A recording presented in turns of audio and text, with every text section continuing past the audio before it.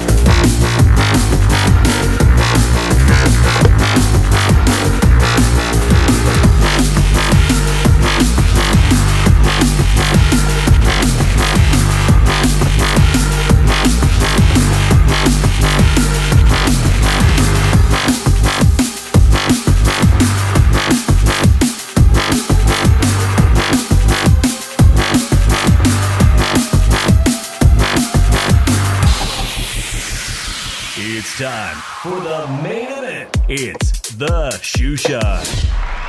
No, they want to see me doing bad, but I'm good. ¿Qué onda, vatos locos? Damas y caballeros, it's your boy Dave in the 702 coming back at you for that only boxing recap you need to watch. Monday nights with the Shoe Shine, joining me all the way from the city of brotherly love. Fly Eagles, Philly Irish Drew Evo. ¿Qué pasa, homie? You guys must be ecstatic in the city of Philadelphia.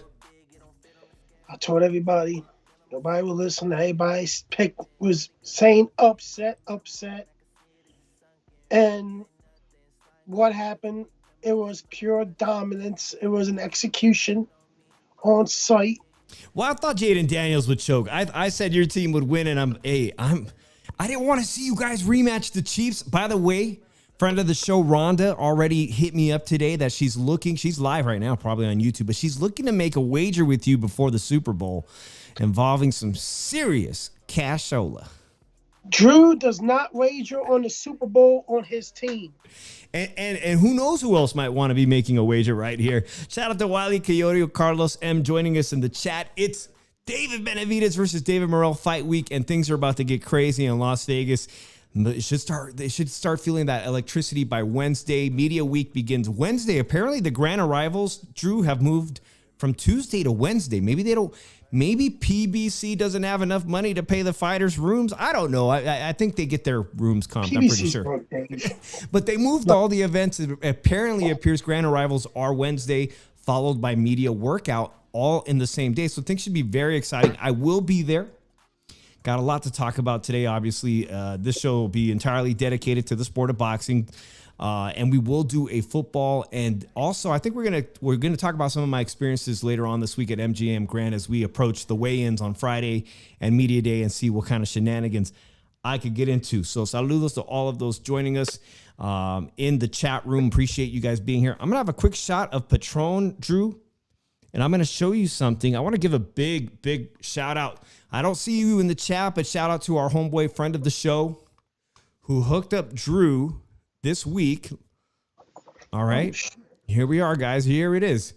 Shout out to my boy Fonzie 619 from San Diego and his entire posse who came out to hang out with us and watch the Pacheco Nelson fight at the Cosmopolitan this week. Always great to see this great group of friends here. And he got Drew.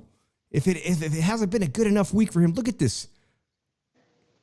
Punch Out Mike Tyson, the Japanese version. Drew apparently collects these, and good friend of the show, Fonzie, just happened to have this that he has gifted Drew Evil, man. It feels good. It feels good to have your supporters support you all.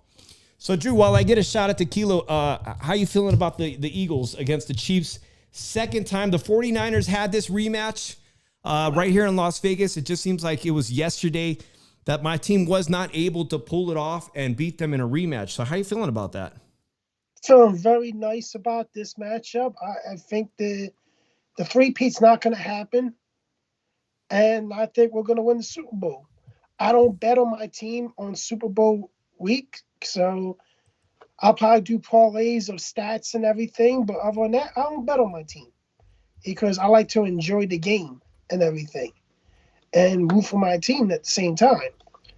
And by the way, got this in the mail today. Another Japanese banger, classic banger for the Sega Dreamcast. If anybody knows what the Sega Dreamcast is, Resident Evil in Japan it's known as Biohazard Code Veronica Collector's Edition. This is a gem collector's edition one because it has this cover on it, and I only got it for $7. Wow, that looks pretty damn nice.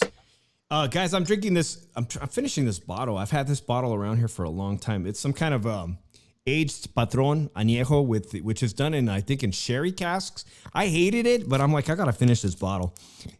I had really high hopes for that bottle, but it didn't turn out to be what I was expecting at all. But anyhow, let's get into some boxing talk, Drew. It was a huge week for boxing.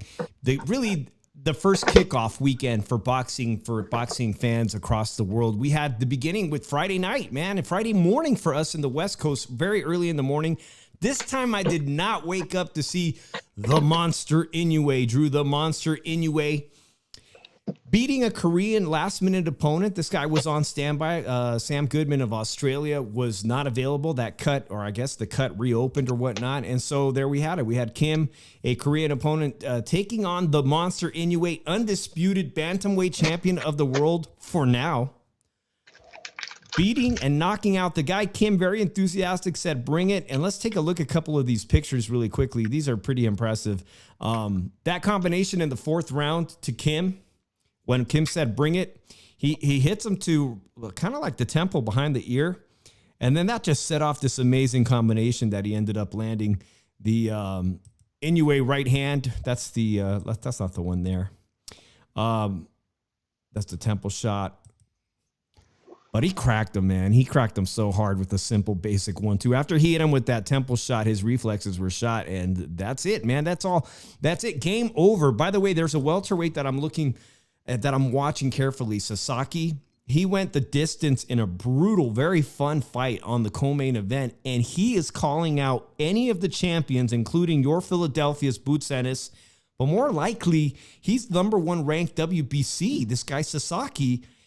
He could fight. He's entertaining. And honestly, we just saw Mario Barrios go, basically life and death against an older Abel Ramos, the uncle of Jesus Ramos Jr., who will be fighting this Saturday on the PBC card. Mario Barrios really on that Netflix card brought to you by Jake Paul. He really went life and death. So you never know with the younger Japanese fighter how they're going to fare until they land here in the U.S. and start fighting in the U.S. That being said, Drew, it looks like Inoue, Bob Arum, is going to finally have him come back to Las Vegas this spring. And we talked about it on the show. Looks like he's going to be fighting his number one WBC ranked contender, not the guy everybody wants to see. Everybody wants to see him fight his other mandatory, MJ. Okay, it looks like he's going to be taking on Mexico's David Picasso, and I'm hearing word that he is going to be stripped of his undisputed status, and I want to ask the chat, guys who are in here, is it time to strip Inoue, who by all means, it seems like he doesn't want to fight MJ? In other words, duck.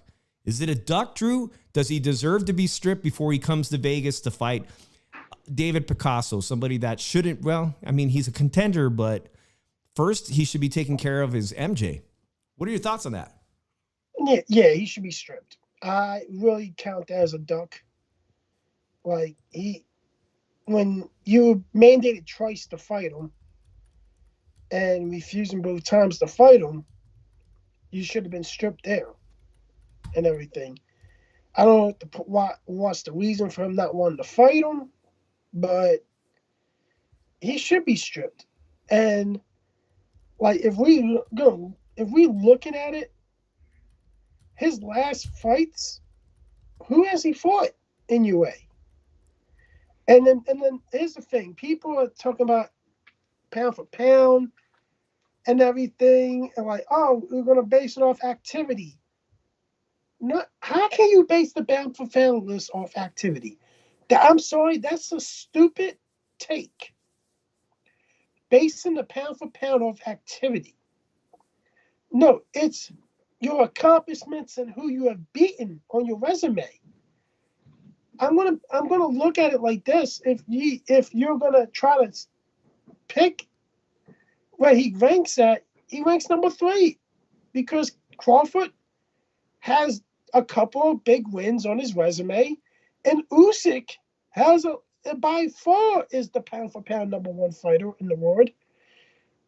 But because I saw it on Twitter or X, whatever the fuck you call it nowadays. Based on based on activity. Nah, you cannot base the pound for pound off activity. That's stupid.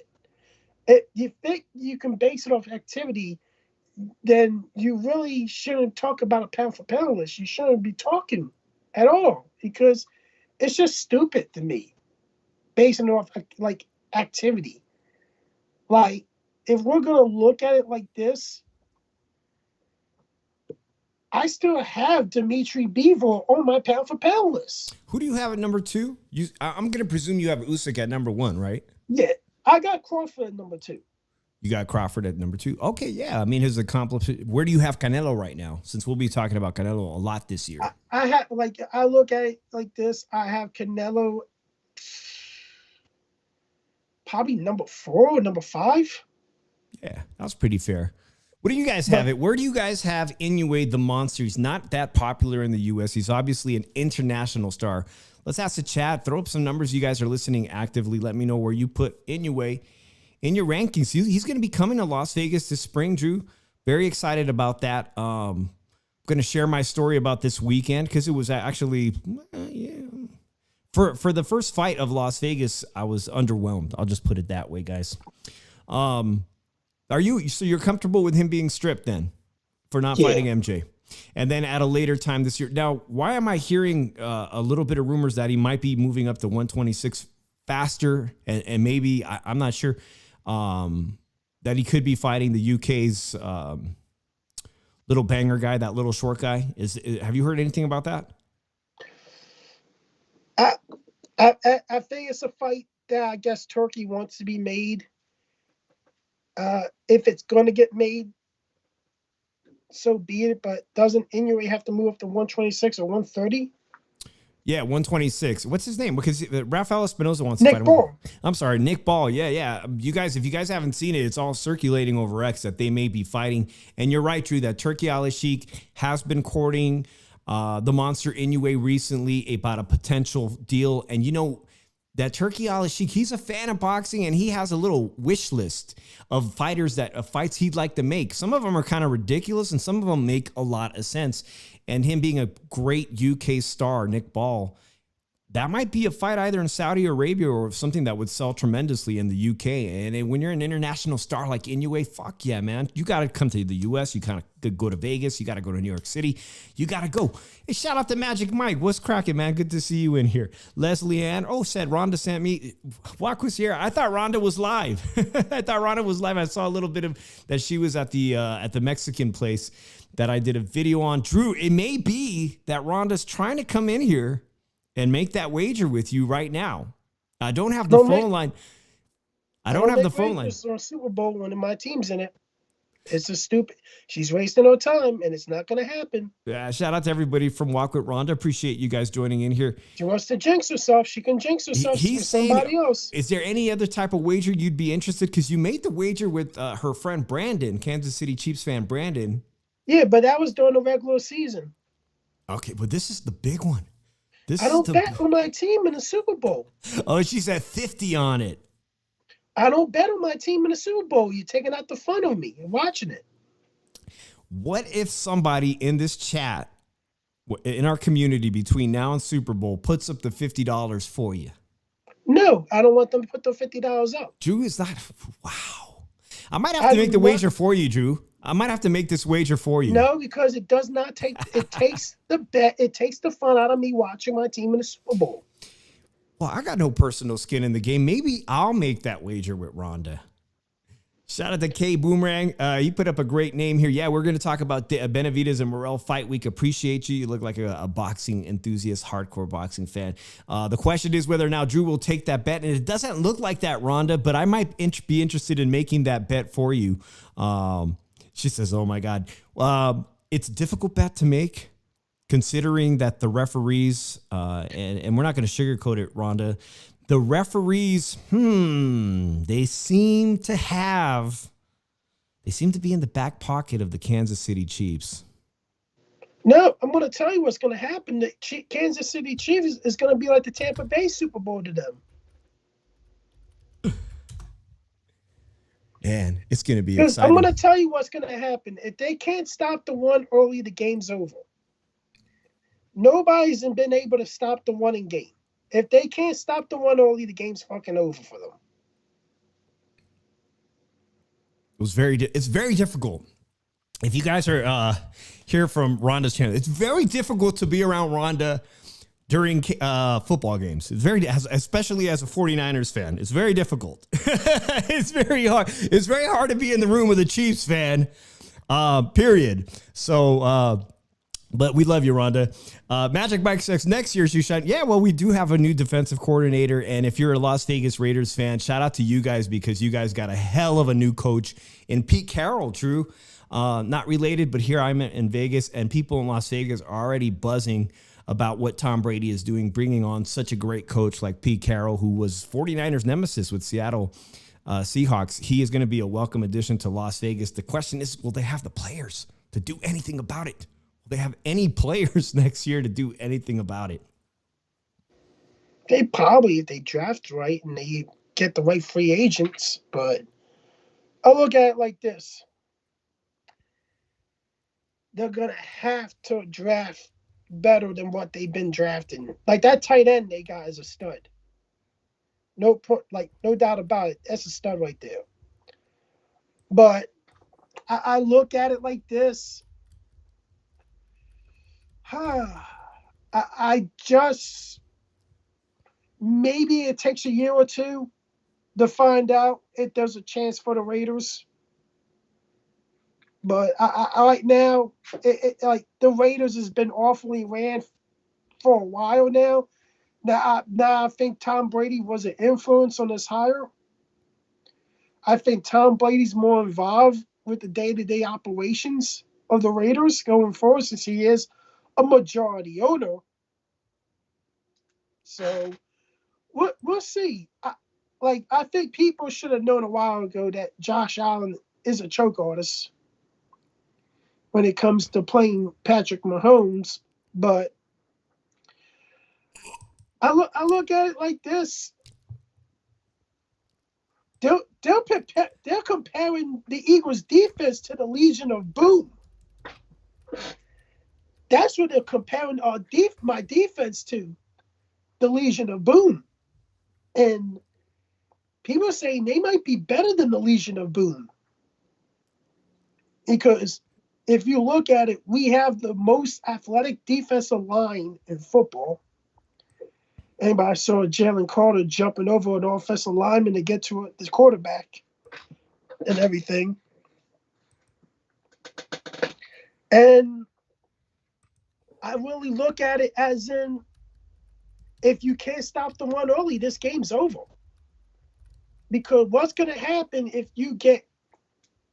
if the Eagles are up by 14, won the ball, here's the difference from that year to this year. They got the knockout punch. They got the guy that can really get up by like 17 or 21 points and won it the rest of the game and not have to worry about the Chiefs coming back. Because if you make the Chiefs one dimension, if you put the Chiefs up down by a good amount of points and turn them one-dimensional, they ain't winning. And let's look at it like this.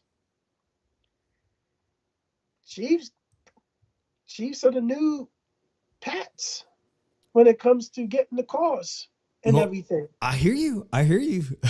Absolutely, Drew. They are. In fact, they've already started to do studies about who's the most hated team in America. They were America's team, and now they're the most hated team. Hey, shout out to everybody that just joined us from Rhonda's channel. Rhonda, I see you. I hear you're going to be going out with Dingo again. In case you guys don't know, my boxing friends here, she's going out with Dingo, a big Vegas live streamer. They'll be live later if you guys want to check them out, either on Bob Dingo or Walk with Rhonda. So good to see everybody here. We're going to go back to our boxing talk because Rhonda, you're probably going to miss it, but all the big festivities should roll in Wednesday to the MGM Grand. Everybody's anxiously the arrival of David Benavidez versus David Morrell, PBC's first card. A lot of people saying PBC's done with, but they're putting on an amazing fight card. I think it's rather amazing, actually. It, It's not going to be cheap, but it's a fairly good card. I'm sorry, Dave, but this is another bad business decision. Like when you have the undisputed light heavyweight championship on your plan on ESPN Plus for free with your plan, and then the rematch is probably gonna be like $20 and everything. And this is an $80 pay-per-view, and people really don't really notice these guys. It's a bad business decision. Like PBC always makes these bad business decisions. This card's not going to do much. This card barely breaks 100,000, if lucky. Shout out to Bruce. Yeah, Drew. Shout out to our good friend on YouTube, Bruce Gas Boxing, Jazz, and more. Drew, I may have to agree with you guys. I'm going to give you guys my honest sentiment. And last March, a friend of the show, D-Style Boxing here on YouTube, we attended a lot of the activities in March, which was the Tim Tszyu coming out party that was basically backfired because he had to at last minute fight Fundora, and there he lost his championship belt. Drew, they did not sell out the venue T-Mobile. That's kind of typical. Only person who can do that really is Canelo Alvarez, and only on Cinco de Mayo or Mexican Independence Day. I don't know what the numbers are going to be total attendance for this fight, but I would say that if you had David Benavidez at Mandalay Bay or MGM Grand, you would most likely sell out this fight. That holds 12 to 13,000 people at either venue. You would have a very electric, exciting crowd. But when you're under the pressure to sell out 18,000 plus seats, and you see that the upper rafters are kind of empty or sections are walled off, well, at that point, then you start to wonder, did this fight not sell? It's just not a good look. But that all remains to see how much excitement is going to be here in Las Vegas this week for Fight Week when I go to the MGM on Wednesday. Magic Mike has a quick question for you. Who is a better quarterback if the Chiefs win the Super Bowl, Brady, Mahomes, or Manning?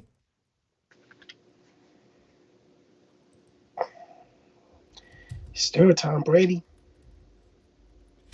Yeah, we gotta go. I gotta go with Tom Brady too, from the Bay Area. And shout out to everybody from the Bay Area if you're listening. Yo, Dave, what big announcement you supposed to be saying? Big announcement? Yeah, I don't know what the fuck this person talking about. I don't know. Maybe Rhonda said I was going to be making a big announcement. The big announcement. I don't have a big announcement today. If I come up with one, I'll let you guys know. Maybe she'll text me. I don't exactly know, but like I said, here's the big announcement. Rhonda's not here. But I'm happy to have her audience, guys. Good friend of hers, obviously, and a big boxing enthusiast that lives right here. Oh, man. Drew, before we really move on, there are some people here, and I wanted to get your take on this situation, okay? Because a lot of you guys might be under the impression that because I do a podcast with Drew, then we've been doing this podcast religiously for 5 years straight, that I attend fights in Las Vegas as a credentialed member of the press. And the truth of it is, I have been approached by a couple of outfits to do so. And at the moment, I feel like it would rob the joy out of me being a boxing fan to make it work, to make it a job, for very little pay, to turn this into a job where I couldn't even really bring my wife, because that's not how it works. Unless I'm going to convince people that my wife is my cameraman, and nobody would buy that. Because if, God bless my wife and me, so lucky to have her, but nobody would believe that that she's my camera woman, guys. Nobody would buy that shit. So I'm not. Train her a little bit on the camera. She'd be good. Oh, she'd be fantastic. Just if I can convince her, right? And that being said, this weekend, I got Drew, you, Dave. I got you, Dave. I'll tell her I'll come to Vegas if she does the camera work. This weekend, at the fight that I went to, Drew, the main event star, Diego Pacheco, was involved in some serious controversy, Drew, and our good friends Maestro and Joe Habib of Ringside Reporter, Maestro Boxing on YouTube, covered it. But there's a New York City reporter who was credentialed, who approached Diego Pacheco in the hallways of the Cosmopolitan Las Vegas near the food court, guys. He had his little pass, and he began talking with Diego Pacheco, the fighter, the main event fighter. This happened, I believe, Wednesday or Thursday of last week. Yeah. And Diego Pacheco said, hey, but to paraphrase him, but I don't like how you be taking any bad shit you find about a boxer and twisting it to make a fighter look bad, to make us look like fucking shit. And he's like, no. Me? Nah, you got the wrong dude, man. I only talk about your opponents. I only talk shit about your opponents. I don't talk shit about you. You got the wrong guy. Well, at that moment, not David Benavidez, but Diego Pacheco's teammates, friends, associates, guys that hang out with him, they punched the reporter.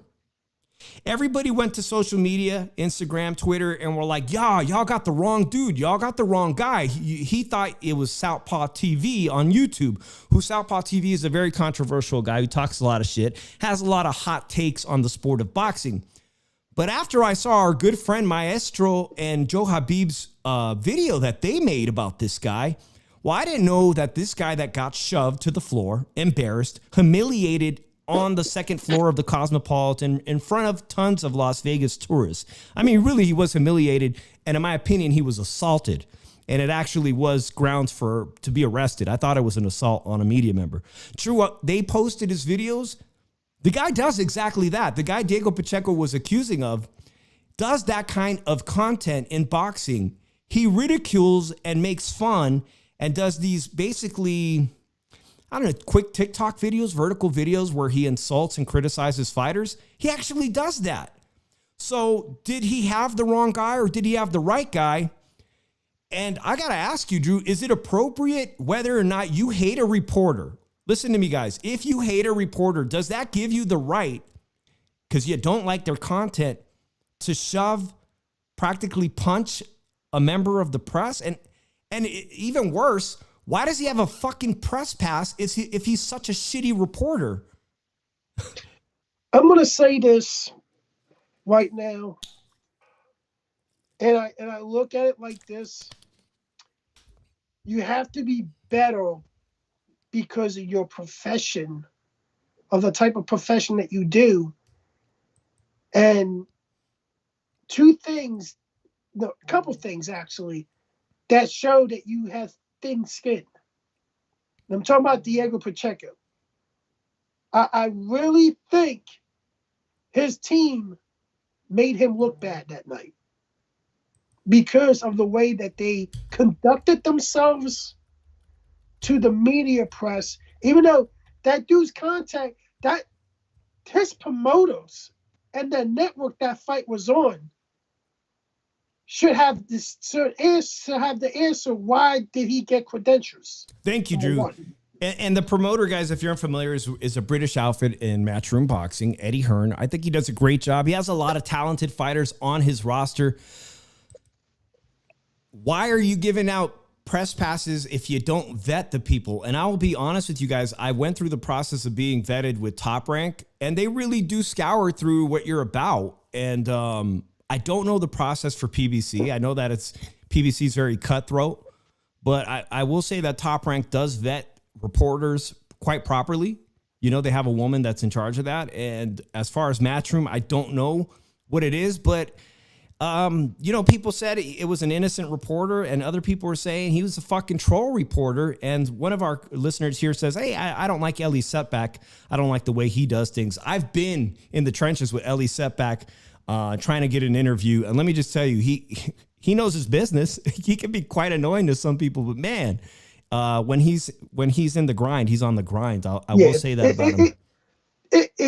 They could have handled it better. They could have said, "Yo, I'm not gonna talk to you because of the weight of the shit you say to me about me and everything. I'm not gonna give you no interview. Please step away from me."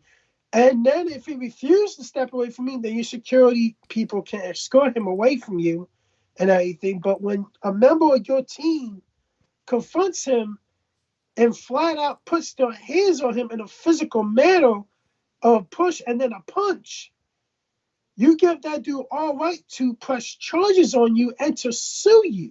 Yeah, and that's unfortunate. Our good friend here in the chat, SB, says, although you may really want to smack the crap out of someone, you have to remain professional. And for the most part, I thought Diego Pacheco was being reasonable. He was kind of calling out the guy about the way he criticizes fighters on his platform. to which he denied it was him, that he doesn't do that, but it was a member of his team, Drew. And that's the thing.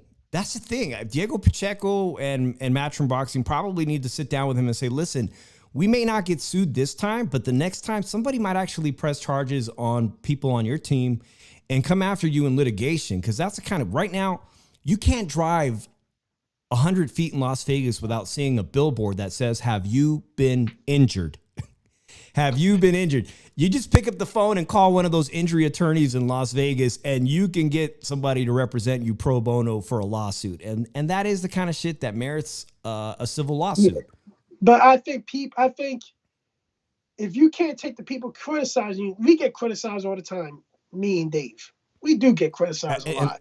All content creators on this YouTube platform. Yeah. Right. And I tell you the truth, 9 times out of 10, me and Dave don't give a fuck. I'm sorry, but 9 times out of 10, I don't give a fuck if you criticize me, what my takes are. That's my opinion. I'm entitled to my fucking opinion. And you don't like it, you know what to do. But if you have the thin skin of somebody, if you have thin skin, maybe something isn't for you at the end of the fucking day. And like, I talk shit. About fighters, but tell you the truth, 9 times out of 10, the shit's true. And everything, when it comes, like, to be honest with you, 9 times out of 10, the shit's true. And everything, from what I've seen and everything, I'm like, yo, in real life, this dude must be a dickhead or something. And like, do I see yeah, we do interviews, but I don't kiss their ass after I interview them and everything. If I see something wrong with them, I'm going to say something wrong with them during a fight, you know? Like, that's how I am. And I look at it as in you actually more on to paying attention to people on YouTube than on your career. And like, if we look at it, that kid's team's got a lot to learn still. And I'll tell you the truth, I hope he does press charges. I hope he does sue, because tell you the truth, it'll be a lesson taught by all of them. You need to be more professional. You're in the limelight, like, even though it's not that big of a spotlight, because boxing to me is on life support. And not really a lot of fucking people really know that dude, Diego Pacheco. This hardcore know him. So they interviewed the guy who got pushed, and he was fine. And he actually said that him being a New York guy, he had to throw further insult and say, I'm on the East Coast and people barely know anything about you. He said that when he was interviewed afterwards, after being pushed and shoved, I think on Fight Hype, he alluded to the fact nobody even fucking knows who you are, Diego Pacheco, on the East Coast. So he continued to talk shit. Real quick, Wiley Coyote has a funny comment in the comment sections. He says the Stockton slap, Diaz would have slapped the shit out of him. Diaz, Drew, was arrested. I think charges were pressed upon him, and he is facing a lawsuit by a staff member of the Omnia nightclub in Caesar's Palace, because apparently Nick Diaz was not too happy that they did not immediately let him into the Omnia nightclub at Caesar's Palace in Las Vegas. So he just slapped the shit out of the bouncer. That's the kind of guy Diaz is. Fuck you, man. You're not going to let me in. Do you know who I am? So he himself is facing this exact kind of stuff. Let me just get into this fight night, guys. Saturday night, like I said, it was great seeing my friend Fonzie and his great group of friends from 619 from San Diego. Shout out to the 619 gang. I was underwhelmed, Drew. I got there in good time. Now fights are starting to happen in Las Vegas, main events around 5 p.m. I missed the very first card. Wasn't paying attention to it. That ended in a draw. But I did see the Mercado versus Pedraza. That was the third fight on the card. And I've been watching this guy Mercado. He does have a lot of knockout power, but more importantly is that Pedraza, who was famously knocked out by Gervonta Tank Davis when he lost his title. That may have been like the last time he was actually competitive on a world level. He's lost 4 out of 5, I think, at the very least, and most of them by stoppages, Drew. And at this point, guys, he's no longer a gatekeeper. He shouldn't even really be fighting because he's not making it out of these fights even 4 rounds. So I don't know what to tell you. Like, Mercado has a name. Now he has a guy, I beat a world champion. At the same time, who hasn't beat El Sniper Pedraza in the last 2-3 years? Who hasn't stopped him? The guy needs to hang them up before he gets seriously hurt. He was a great champion, but I mean, now, dude, there's no question about El Sniper Pedraza. He's just a gatekeeper who's going to get hurt, or if not seriously injured, right? You can't even call him a gatekeeper anymore. It's somebody please make me retire. Like, that's how it is now. Like, this fight wasn't even competitive, man. And like, they credit this as a step up fight. Like, this does nothing for this dude's development and everything. You did what you were expected. You were expected to get this guy out inside 5, and he was just gonna take those punches. That's it. But I really look at it as I questioned the step up. I think it should have been like a fighter that really wasn't on his last limb, like Pedraza, and I hope he retires. But I don't know, man. It's like he calls out Shakur Stevenson. Tell you the truth, nobody gives a fuck about that. Strange. Yeah, the winner of that fight, Mercado, is calling out all these fighters from 135. Shout out to Urban Action Figure. I see you're new in the chat. It says, why is Shakur fighting a prospect? Shakur Stevenson was there as Bomac. Team Bomac was there. Bud Crawford was there. Great to see them in the audience. And I'm going to get to the co-main feature right now in just a minute. Here we have Andy Cruz, the Cuban gold medalist, versus Salcido. Salcido, like a lot of guys coming off of the platform Pro Box, which Lucas Catella was last Monday, my guest. A lot of guys were making noise on Pro Box and then getting really, really big opportunities, and it's what you make out of those opportunities. Angelo Leo is the new featherweight champion. He came off a massive win on Pro Box after being let go by PBC. It's what you make of the opportunity. Salcido beat Colbert, who was once Colbert was a hot PBC. It was a crossroads fight. Somebody's going to go away, and Colbert lost to Salcido, and Salcido gets this amazing opportunity in the co-main. But Drew, Shakur fighting a prospect. Urban Action Figure says, why is Shakur fighting a prospect? It's funny you say that because Oscar De La Hoya himself, after getting the opportunity to Floyd Schofield, called his own fighter, not a contender, he called his own fighter, Floyd Schofield, a prospect.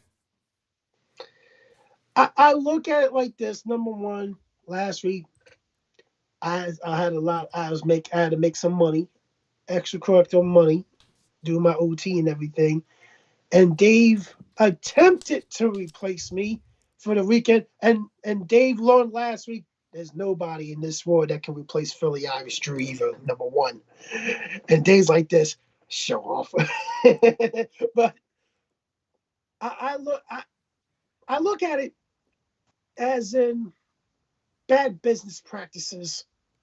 And these promoters, man, these American promoters especially, they don't really do right for business at key moments.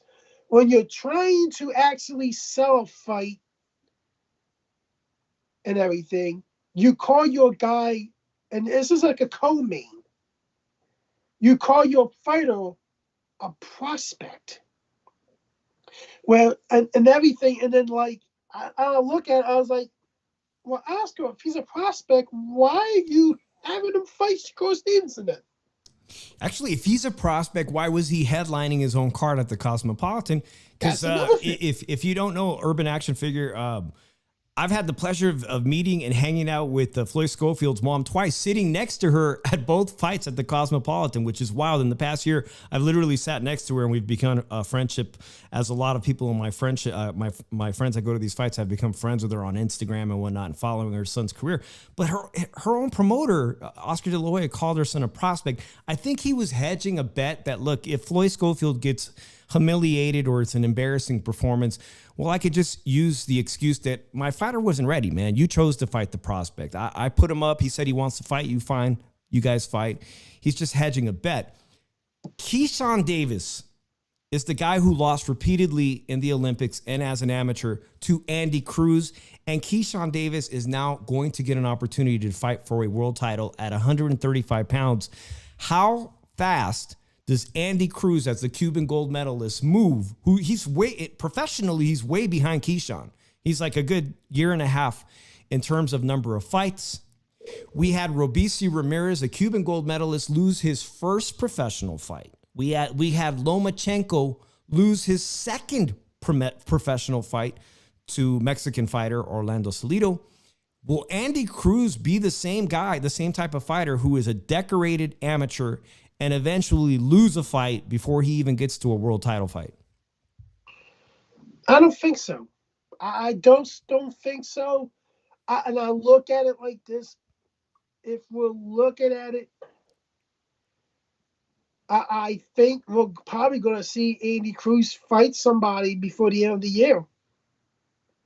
Like, I'm going to tell you this right now. I think Keyshawn Davis is going to duck him. And if we look at, I was having a conversation with some coworkers today, and one pops up and say, "Yo, you like Shakur Stevenson?" To one of my other coworkers. Like the way he's like, "Fuck no, that dude's fucking born as fuck," and everything. And they say, "Drew, what you think?" I was like, "Yeah, he's born as fuck. He hasn't fought nobody. Who gives a fuck?" And everything. That's what we did. And Shakur Stevenson is a guy that overpriced himself in numerous situations and claims people are ducking him. And he's mismanaged his worth. He's getting overpaid now for Matchroom. And tell you the truth, I'm sorry. Half of the fighters we talk about, if you see them in the mall, half the people won't know what the fuck they are and walk by them like it's nothing. That's how boxing is in the United States now, guys. If we're gonna look at it, boxing in the United States is on life support. Because, and I'm going to tell you this right now, I blame mainly the promoters, the American promoters. I mainly blame them, how they're building up guys and they're waiting too long to have them step up and everything. The development is really terrible because when you see that, he's going to be the next champion. He's like 23-0. He hasn't fought nobody yet. You look at it as in, when's that step-up fight coming? And everything. When somebody brings a step-up fight to him, they look at it as in like, no, we got this guy and everything. Like Big Baby Anderson. He fought Charles Martin from IBF, world heavyweight champion. He had problems with Charles Martin. Mm-hmm. But something showed me something that if this guy can fix that issue, he can be unbeatable. If he takes it seriously. He doesn't take boxing seriously. And what happens? He goes on a Turkey Alex sheet card and gets his ass kicked and gets knocked the fuck out inside 4 rounds now by a guy that's going to be fighting Anthony Joshua and everything. That's supposed to be Big Baby Anderson. But no, it's because he didn't take that. He's like, I'm just here for the money and everything. It's okay to be here for the money, but you also got to take it seriously to make your money. Mm-hmm. Everybody takes their job seriously to make that because that's how they make their money. And if you don't take the sport, if you don't take boxing seriously, because that is your job, how do you expect to make the money that you want to make in the sport? Because you say you want to retire young. How do you expect to retire young if you're not taking it seriously? Beat the shit out of people you're supposed to beat the shit out of so you can get the bigger paydays, the bigger fights, and then you can retire young. This set this dude back. That set that dude back a whole lot, and everything. And then you look at it, and like, what do we see? How bad boxing is in America is when you have fighters like Tank Davis and how they're being promoted and everything, and you're bringing guys up and everything. The same with Ryan Garcia, you're bringing guys up to fight them and everything. It's a fucking disgrace. How it is the fucked up thing. Boxing is so much more popular, and you can make a lot more money boxing overseas than you can in the United States. And even if you're a cruiserweight, you can make a lot of fucking money. And tell you the truth, half those fucking fighters in the fights in the U.S., they take the fights overseas. Yeah. And everything. A perfect example, Angelo Leo out of Las Vegas, Nevada, just won that featherweight title against Elvinato Lopez. He came and stopped Elvinato Lopez last year, and now he's on his way to Japan. Drew, he's going to be fighting Tomiko Kamita, who used to be a PBC fighter, now fights exclusively in Japan. And Angelo Leo, when I guess the money was right, he's like, I'll defend my title in Japan. Fuck, I mean... Yeah, you're going to jump on those big opportunities overseas. Absolutely true. I just want to give my assessment really quick on the Andy Cruz fight. We had some really good comments. Addy Medi says, I think Andy Cruz needs to work more on his aggression, and he'll be all right. I was actually a little bit disappointed. I did read a tweet by a good friend of our show, Christine Lopez, Olympic boxing coach. She said that she was, essentially, she said she was a little bit worried if Andy Cruz can't stop Salcido. And I honestly thought that he had it in him to stop Salcido, but didn't want to go for that. And so it was kind of a rather boring decision win to me, which is ironic because Shakur Stevenson was sitting ringside. And in my mind, I'm comparing, Andy Cruz to Keyshawn Davis because they're both in the same division. They're both Olympic medalists. I was rather bored.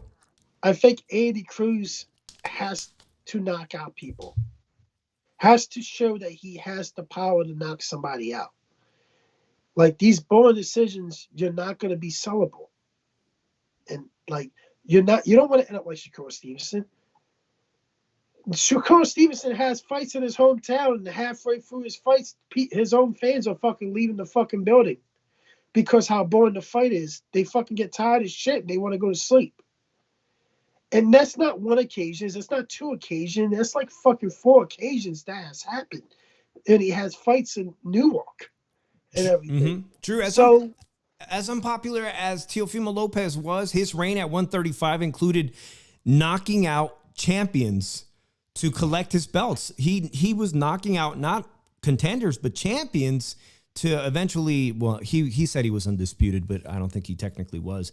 But at least 135 was a lot more exciting. Lomachenko may come back in 2025. Still waiting about his back injury.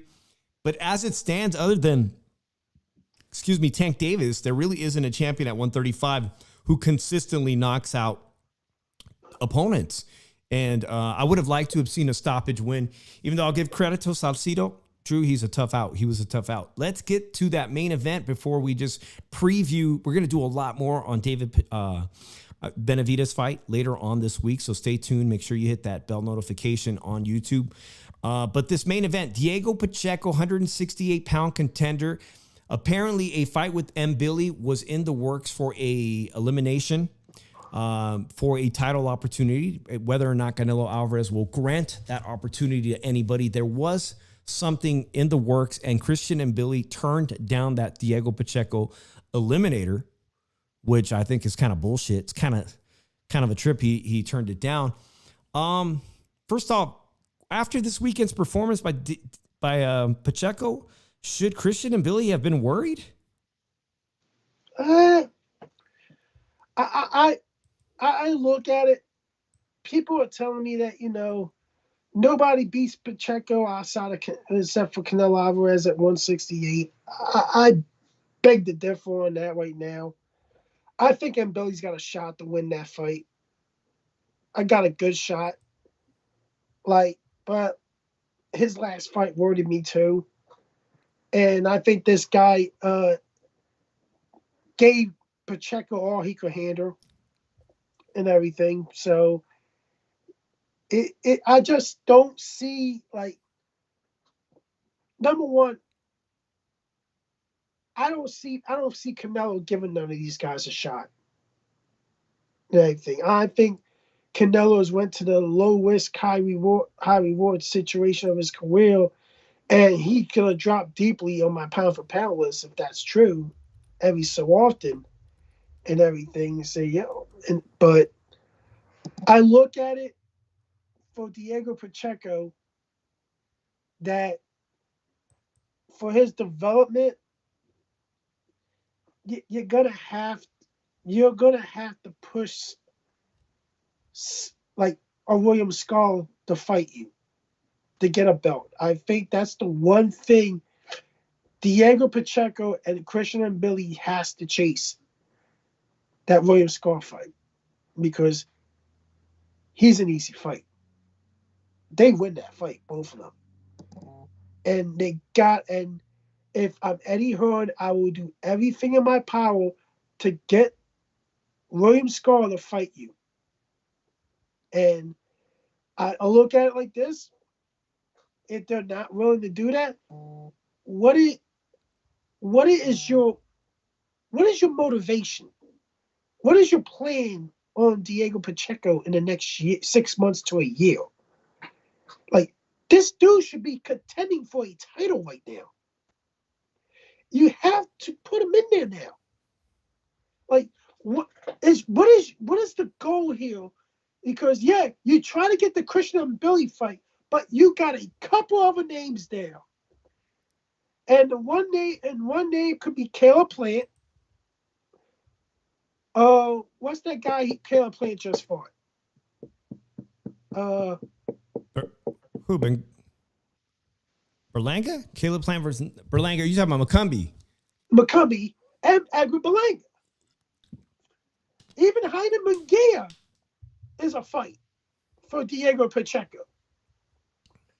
And I really look at it that they're just like, do not wait too long to test this kid.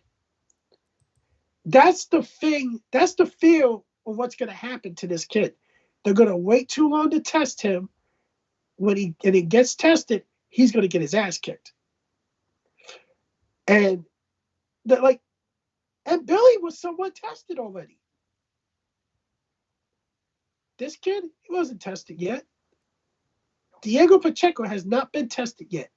And the people say that nobody beats him except for Canelo Alvarez at 168.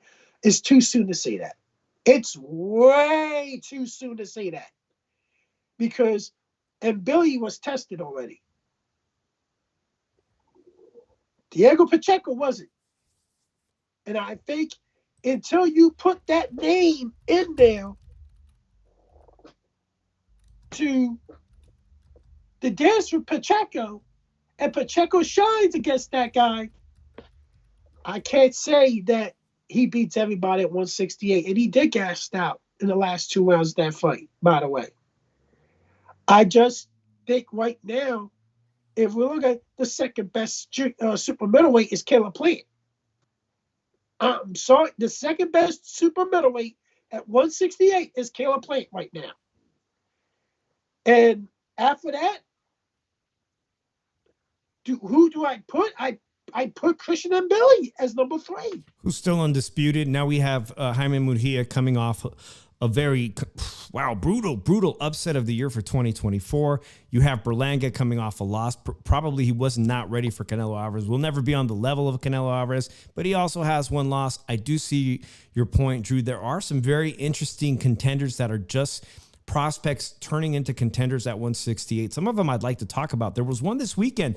We had someone earlier talking about Eli Sekbak. He was in the corner of Misael El Chino Rodriguez.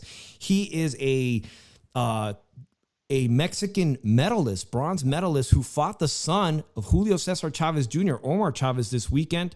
Mikey Garcia was in his corner. in Mexico, and it was a fucking great, entertaining fight, Drew. And I am surprised that I barely know very much about 30-year-old El Chino Rodriguez, who does work out of the Robert Garcia camp. He spars regularly with Virgil and all their... Dude, he's actually slept on. I think El Chino Rodriguez is going to have a big year in 2025. I do see some great comments. I wanted to acknowledge Champy. Champy, Jesus Ramos Jr. is a very good friend of our show. We've known him since he was about 19 years old. Very excited to see him in action. Regarding that fight, if you're still here, I need to see him beat Rosario, a former world champion at 154. Even better, at least as good as someone that Ramos Jr. has already beaten in Brian Mendoza. And Brian Mendoza is just, I mean, he's a great guy. I see him in Las Vegas. I've had an interview with him. He needs to beat him even better than Rosario was knocked out by Brian Mendoza, someone that Jesus Ramos Jr. easily beat. But Jesus Ramos Jr. does not have that on his resume that he's beat a former world champion. So he absolutely needs to do it in impressive fashion. I don't know why Jesus was quoted in an interview talking about he's targeting Jermall Charlo, because Jermall's, I mean, a shadow of his former self. And you guys made some great points in the chat.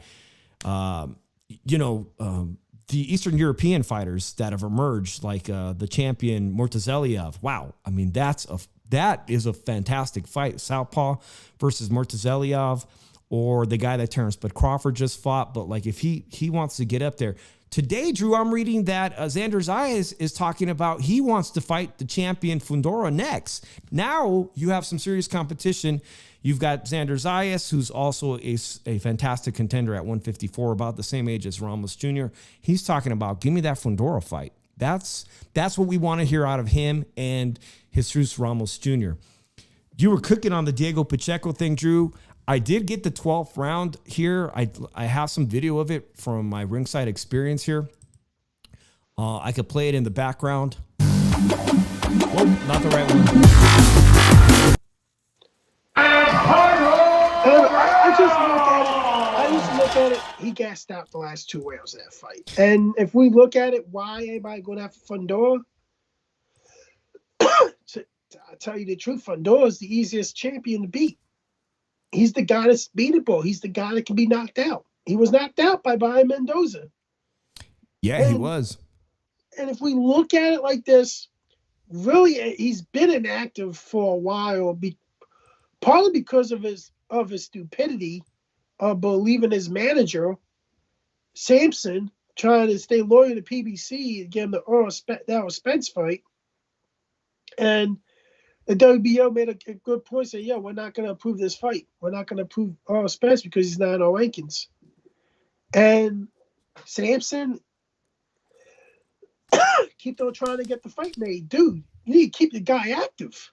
You're taking years off this guy's, you're taking days off this guy's career and everything. And, like, I don't know. Sampson, I think he's being horrible business practices with his fighters. But David Benavidez is one of those guys, and ironically, that's the only time I've ever seen Sampson is in Las Vegas, and he actually appears to be kind of a decent guy in person, Drew. But I mean, as a manager, I mean, yeah, we can get into that too. I mean, some of the choices he's made have been very questionable. I love the fact that this is my video here, guys, from the 12th round. Diego Pacheco got clocked like a motherfucker by Steve Cold Nelson. 36 years old versus a 24, 25. I think they're easily 10 or 11 years apart. And to be honest, Drew, I think Steven Nelson probably could have gotten a draw or even have beat Diego Pacheco if it was a 26-year-old, 10 years younger version of Stephen Cold Nelson, who was undefeated. He was a fighter on Top Rank's roster at that age. He's had a rough go. He's still a very viable member of Bomac's camp, and he spars regularly with Crawford. I thought he caught David Pacheco. I'm sorry. What's his name? Diego Pacheco. I keep saying David because I'm thinking of David Benavidez. But I think he caught Diego Pacheco flush a shitload of times. You can clearly see it on my video. It's on my page in the 12th round. He caught the guy, put it in slow motion, and watch how much Diego Pacheco got hit flush in the 12th round. Honest to God, I give him his performance borderline B-. I'm sorry. I think B-. his defense needs a lot of work. I give it a C plus. His defense needs a hell of a lot of work. You're not going to take that many. You taking that many shots, that's a recipe for disaster. Christian and Billy took quite a bit of shots against. He recently fought. Don't give Dovchenko. Yeah, that was a great fight, and he took a lot. See, that's when you start to see contenders step up against very experienced guys who've been on the a world-class level, a championship level, like him, like who you just mentioned, Derevchenko. A lot of flaws get exposed. And I thought that we saw some flaws get exposed this weekend in Diego Pacheco's game. But because he's so young, because Diego Pacheco is so young, he's going to learn from this. Steve Cold Nelson may get some more opportunities to make some money, obviously, because he performed quite admirably. I think I had the fight 8-4 on that, but some of those were a little bit close rounds. It's pretty engaging. I had a 7-5. Yeah, I could have given it. I think that personally, I the way I had scored it early, I gave Nelson maybe 2 rounds and potentially the last 3 in a row to Stephen Cold Nelson. Still a win for Diego Pacheco, but listen, he got exposed just a bit. Addy Medi says Pacheco was relying on his ears to block out a lot of those shots. That's fucked up. That's funny. Wiley Coyote says, if I was sitting any closer, I could have got sprayed with the sweatshots. Yeah, that's right. That's hilarious, guys. So I give him a B-. I give the overall card, Matchroom. I'll be honest, man. Eddie Hearn has a lot of great fighters in his stable.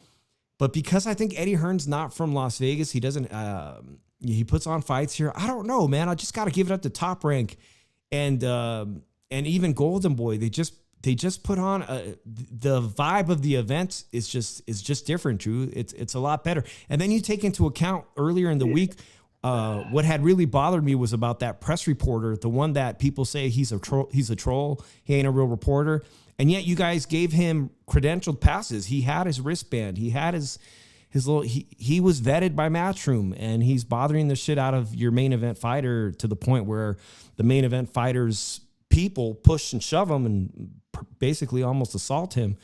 It's not a good look. I'd like to see better. I'd like to see better in the future from Matchroom cards. I'm sorry. Matchroom cards are really questionable a lot to me. I think Eddie can have the ability to put together a good card. I didn't see him put up a good card yet. And I think the fights are not well put together, and the fucked up thing is he does it in his own backyard too. They hit all his UK cards are fucking terrible, and they're coming over to the US and his cards haven't really been good. Like if you looking at the cards and the fights and everything, like Eddie Hearn has a lot of mismatches on his cards. And I'm sorry, it's at to a point. Why am I watching a bunch of matches on a card? I just, let me know when the main event's on or the co-main's on and everything. Well, speaking of mismatches, that's the complete opposite I feel about this weekend. Las Vegas' first major boxing event at the T-Mobile, 18,000 plus capacity, Drew. And I happen to fucking think that all these fights are really, really competitive. You've got the rematch of Figueroa versus Fulton. Shout out to Philadelphia. Fulton has to win, Drew. He's got to win for Philadelphia to put the Eagles, to bring some good luck charm. He's got to win this rematch.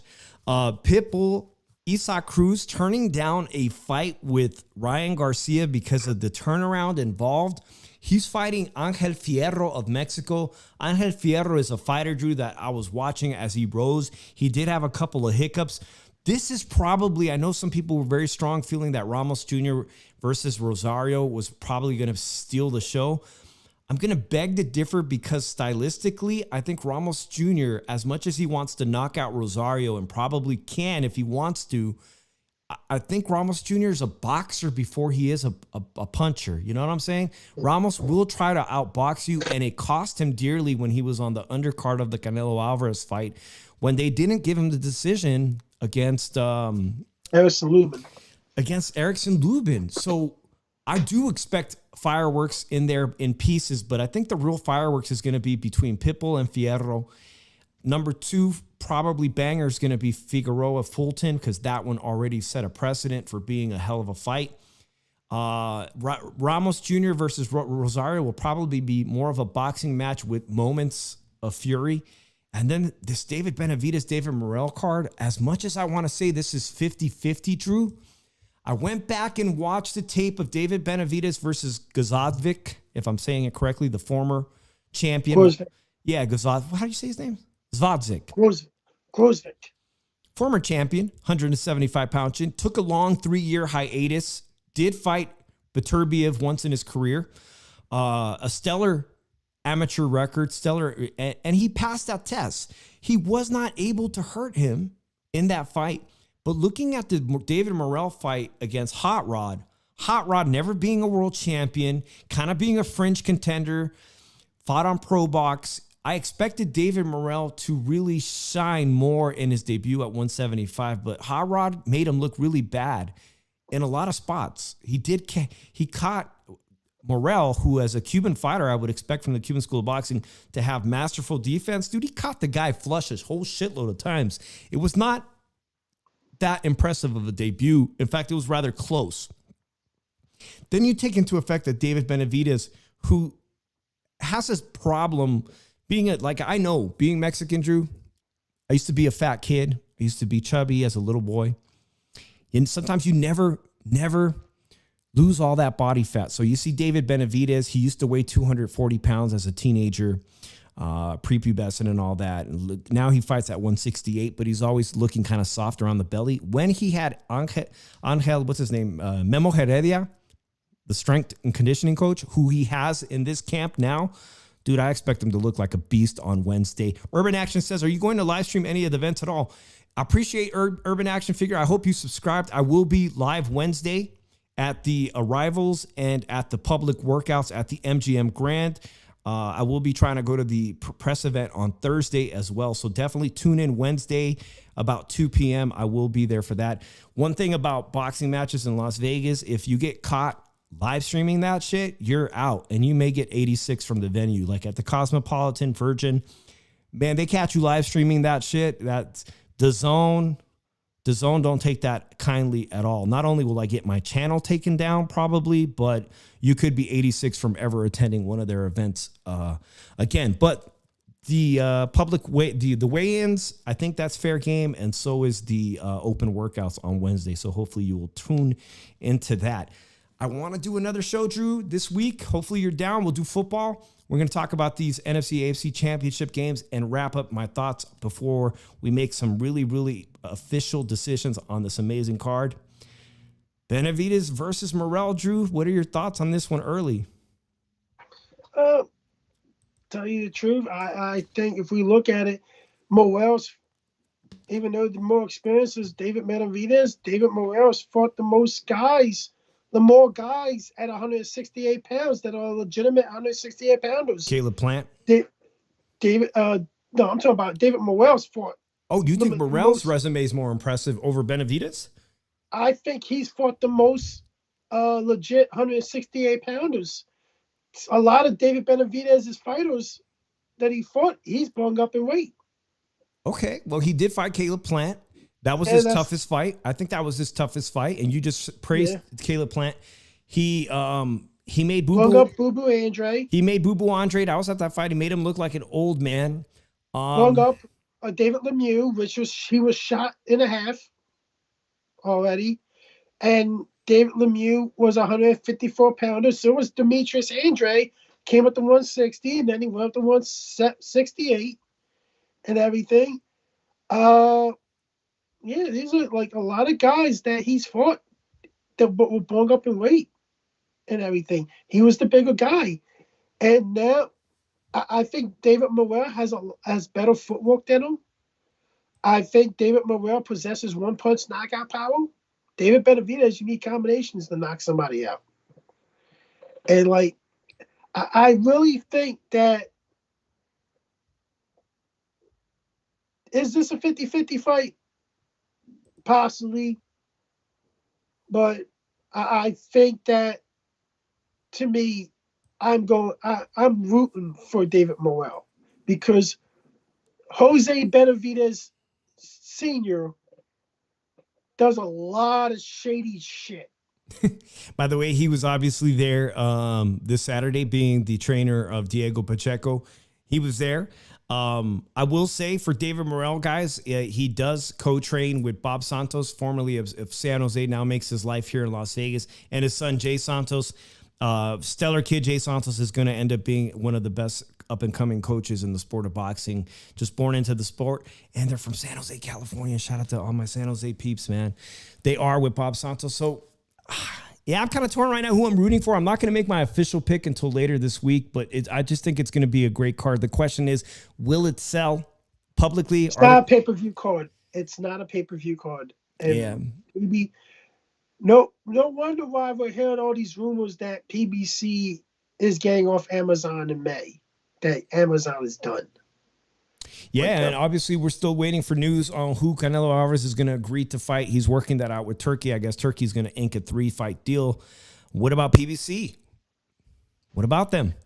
I think that there's rumors around that Turkey is in negotiations to acquire the fighters' contracts after May. It could very well be. We'll be anxious to report the news on that and bring you guys our insight and perspective on that on the Shoe Shine. Hey, I appreciate everybody that tuned in. The show ran a little extra, but that's all good. Congratulations to Drew and everybody in the city of Philadelphia. Many people will be rooting for you guys to not let the three-peat happen. Many people. Yeah. You know, I talked to a couple. I was walking to the store yesterday, and I saw a car, like a truck with Commanders shit on it. And they're like, this Eagles suck, because I was wearing my Eagles hoodie. And I was like, this. Guys came up from Maryland. He's like, yeah. I was like, 6 hours from now, little guy's going to be taking that ride home. He's like, what you mean? I was like, figure out something to talk about, guys, on the way home. After this game, you're going to be figuring out what the fuck. You need to figure out what you're going to talk about. Because it's going to be a quiet ride home, because you motherfuckers ain't going nowhere. You heard it here on the Shoe Shine. Drew Evo and I'll be back, I think, Thursday night or potentially Wednesday night. I'll work that out with him. Make sure you hit that notifications. Until then, peace out, everybody. Peace.